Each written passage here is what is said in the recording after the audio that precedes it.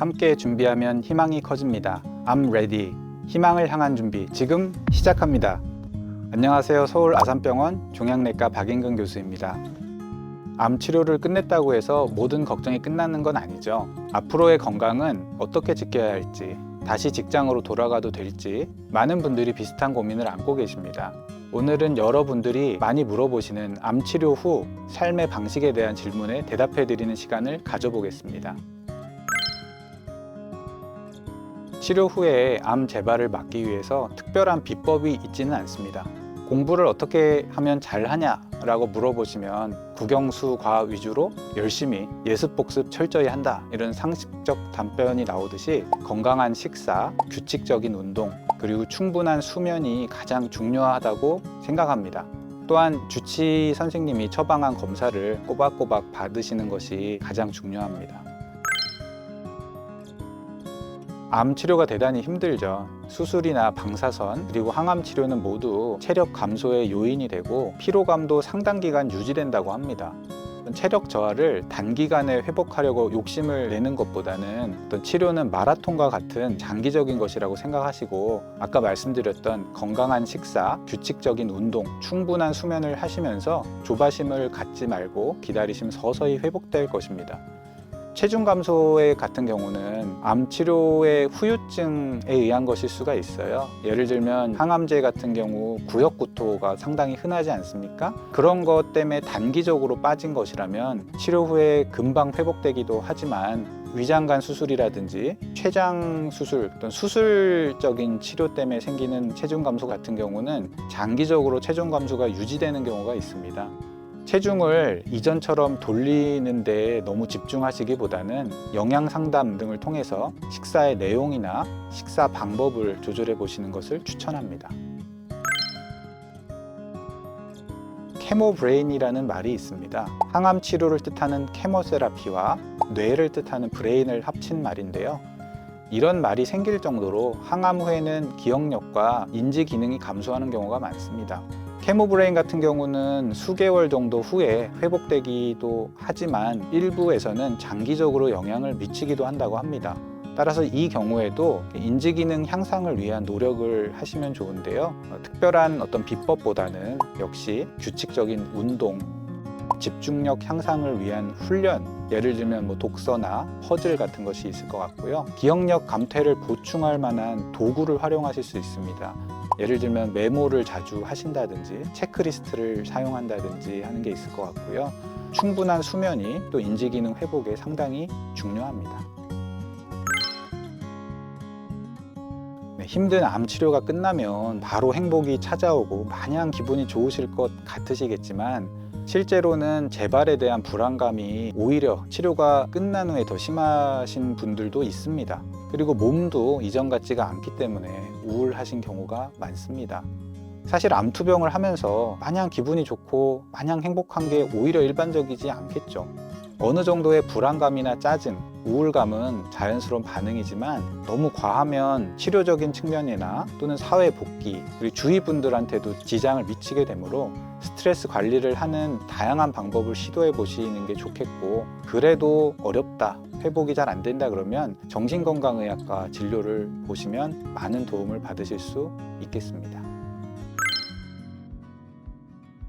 스트레스가 직접적으로 암을 유발하거나 또는 직접적으로 재발을 높인다는 아주 명확한 증거는 없습니다. 그러나 당연히 만성적인 스트레스는 삶의 질 측면에서 좋지 않고, 간접적인 증거로는 암의 치료 효과를 떨어뜨린다든지 암의 재발에 나쁜 영향을 미칠 수 있다는 이야기들은 있습니다.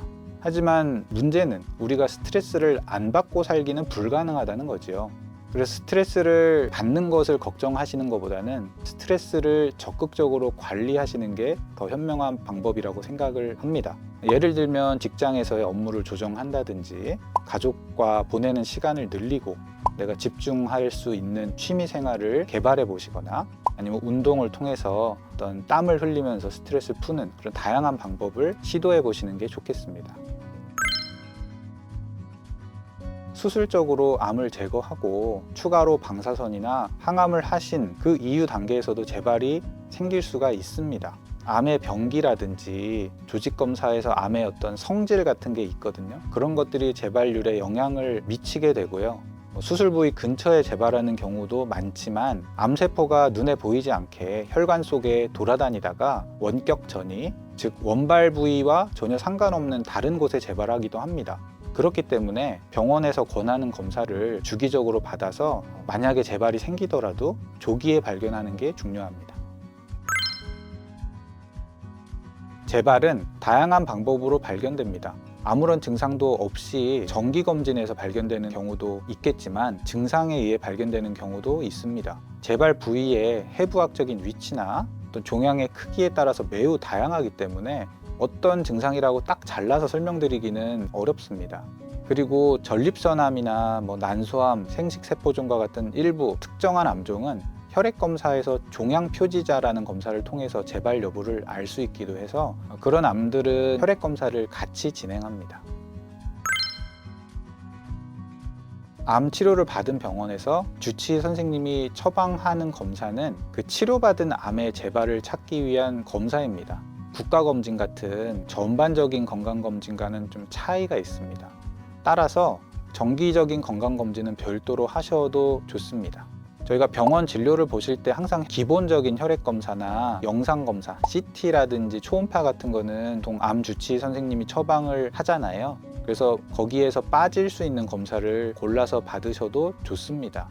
대개는 국가검진 정도 받으시면 충분하다고 생각하고 암 치료를 받은 병원이 아닌 곳에서 하셔도 문제가 없습니다.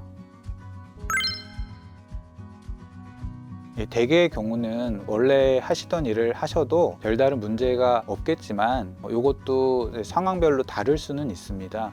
예를 들면 암 치료 후에 집중력이나 기억력이 일시적으로나마 감소할 수가 있는데요. 이 경우는 머리를 많이 활용해야 되는 일을 하는 경우는 조금 어려울 수도 있고요. 신체 노동이 많이 필요한 일 같은 경우는 또 어려우실 수가 있습니다. 그래서 본인이 소화할 수 있는 업무인지 잘 판단하셔서 복귀를 결정하시는 것이 좋겠습니다. 요새 나온 말 중에 암밍아웃이라는 말이 있습니다. 암 진단을 받은 사실을 다른 사람들한테 밝히는 것을 말하는데요. 암밍아웃은 여러 장점이 있습니다. 진단 사실을 선언함으로써 본인의 암 극복 의지가 강화되고 또 마음가짐이 달라져서 생활 습관 개선에 도움을 줄 수 있고요.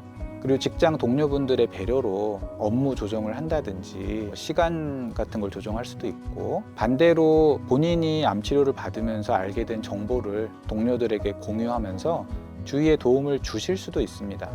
다만 이제 직장의 분위기에 따라서는 도움을 주거나 업무 조정을 할 수 있는 상황이 아닐 수도 있고요. 부담스러운 경우도 있기 때문에 상황에 따라 판단이 필요하겠습니다. 제 진료 볼 때도 진짜 많이 받는 질문 중에 하나인데요. 암 치료 후에 술을 조금이라도 드시는 경우에 암 재발 위험, 그리고 예전에 치료받은 암과 전혀 상관없는 새로운 암의 발병, 그리고 사망 위험이 올라간다는 보고들이 많이 있습니다. 따라서 술을 마셔도 된다고 말씀드리기는 어렵습니다. 암 치료를 끝낸 지금 여러분은 이미 큰 산 하나를 넘으셨습니다. 앞으로의 삶도 분명 더 단단하고 따뜻해질 거라고 믿습니다. 지금처럼만 천천히 내 몸의 소리에 귀 기울이며 걸어가시면 됩니다. 완치라는 건 치료가 끝난 뒤의 삶까지 잘 살아내는 것이니까요. 힘들 때는 주저하지 말고 의료진에게 말씀해 주세요. 저희는 늘 곁에 있습니다. 감사합니다.